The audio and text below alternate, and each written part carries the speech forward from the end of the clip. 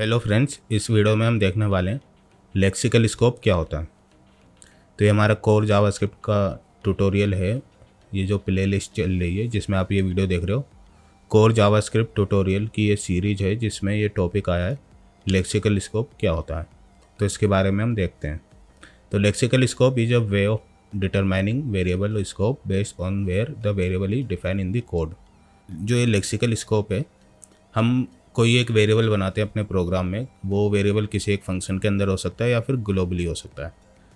उसका स्कोप जहाँ जहाँ पर है, यानी वो वेरिएबल जहाँ जहाँ से एक्सेसिबल हो सकता है, वही उसका लेक्सिकल स्कोप होगा।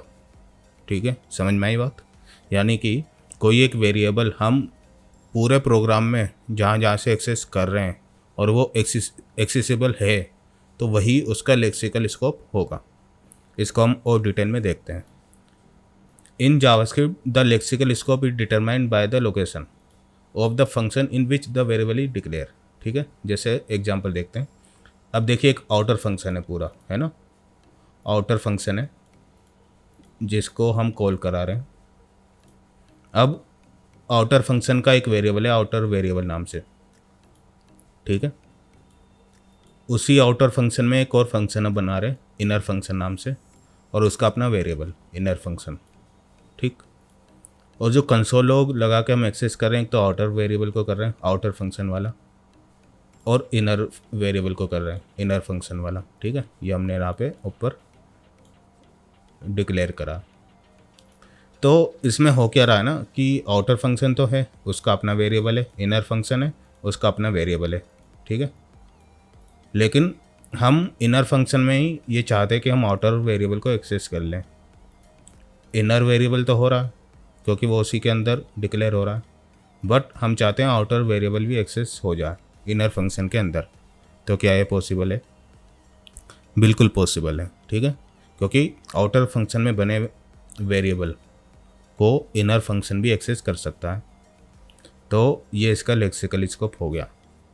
आउटर वेरिएबल का ये लेक्सिकल स्कोप हो गया कि वो अपने स्कोप में भी एक्सेसिबल हो सकता है और वो अपने अंदर किसी फंक्शन के अंदर भी एक्सेसिबल हो सकता है जो उसके अंदर आते हैं। क्योंकि आउटर वेरिएबल का तो ये पूरा स्कोप है। आउटर फंक्शन के अंदर का जितना भी बड़ा फंक्शन है आउटर फंक्शन, वो पूरे स्कोप में एग्जिस्ट करेगा आउटर वेरिएबल। अब उसके उस एरिया में, उस स्कोप में हम चाहे फंक्शन बनाए वेरिएबल बनाए, हम कहीं से भी उसको एक्सेस करें वो एक्सेसिबल होगा। ठीक है, तो यही कारण है कि आउटर वेरिएबल एक्सेस हो रहा है इनर फंक्शन में। क्यों? क्योंकि इनर फंक्शन भी आउटर फंक्शन का पार्ट है, यानी उसी के अंदर डिक्लेयर है या डिफाइन है। ठीक है, डिक्लेयर और डिफाइन दोनों हैं। तो इसीलिए आउटर वेरिएबल एक्सेस हो सकता है इनर फंक्शन में, क्योंकि इनर फंक्शन भी आउटर फंक्शन का पार्ट है। अगर इनर फंक्शन अलग होता आउटर फंक्शन से, तो आउटर वेरिएबल हम एक्सेस नहीं कर पाते, फिर आती है एरर। ठीक है, तो इसके बारे में हम पढ़ लेते हैं। In this example we have a outer function. ठीक है, एक आउटर फंक्शन है जिसमें डिफाइन हो रहा है एक वेरिएबल जो कि है आउटर वेरिएबल नाम से। ठीक है, यहाँ पे विद इन आउटर फंक्शन एक इनर फंक्शन नाम से भी एक फंक्शन है। ठीक है, जो कि डिफाइन है वेरिएबल कॉल इनर वेरिएबल। ठीक है, इनर वेरिएबल यहाँ पर भी हम डिक्लेयर कर रहे हैं इसको, और यहाँ पे हम यूज कर रहे हैं उसी के अंदर। ठीक है, और इसी फंक्शन को हम कॉल भी कर रहे हैं। यहाँ पर देखा आपने, आउटर फंक्शन के अंदर ही हम इनर फंक्शन को कॉल कर रहे हैं। यानी कि अगर हम जब आउटर फंक्शन को कॉल करेंगे तो ऑटोमेटिकली इनर फंक्शन भी कॉल होगा, क्योंकि आउटर फंक्शन की कोडिंग चलेगी, उसकी कोडिंग में हम कॉल भी करवा रहे हैं इनर फंक्शन को, तो ये भी चल जाएगा और आउटपुट में आ जाएगा ये दोनों।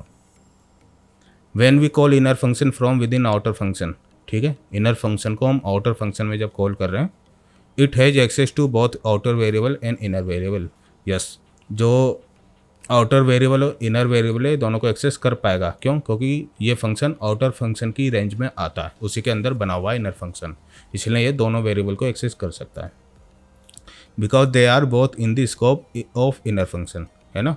इनर फंक्शन के इसमें आ रहे हैं स्कोप में, है ना, क्योंकि इनर फंक्शन के स्कोप में आते हैं दोनों वेरिएबल एग्जिस्ट करते हैं। ठीक है, क्योंकि दोनों आउटर फंक्शन के अंदर हैं। However, if we try to access inner variable from outside of inner function, ठीक है, यानी कि इनर वेरिएबल को अगर हम एक्सेस करना चाह रहे हैं इस फंक्शन के बाहर से तो एक्सेसिबल नहीं होगा। From outside of inner function will get a reference error. ठीक है, ये रेफरेंस एरर यहाँ पे आ जाएगी। तो इनर वेरिएबल को हम बाहर से एक्सेस नहीं कर सकते, है ना, इनर फंक्शन के, बट आउटर फंक्शन को इनर फंक्शन के अंदर एक्सेस कर सकते हैं। ठीक है, क्योंकि वो उसके अंदर है, बाहर नहीं है। तो यही होता है लेक्सिकल स्कोप कि कौन सा वेरिएबल कहाँ से एक्सेस हो रहा, यही उसका लेक्सिकल स्कोप होता है।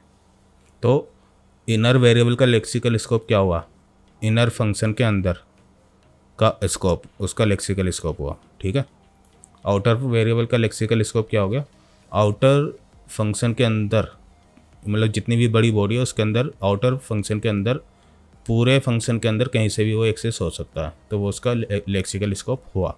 ठीक है, the concept of lexical scope is important to understand because it affect how variable are accessed and manipulated in the JavaScript. Variable declared in an outer scope can be accessed by function defined within that scope. Yes, वही चीज़ है जो मैंने अभी आपको बताई। But variable declared in an inner scope cannot be accessible by function defined outside of the scope. बिल्कुल, तो outer variable access हो सकता है इनर फंक्शन के अंदर, बट इनर फंक्शन के अंदर बने हुए वेरिएबल आउटर फंक्शन में एक्सेस नहीं हो सकते। ठीक है, तो यही हर एक दोनों वेरिएबल का अपना लेक्सिकल स्कोप होता है।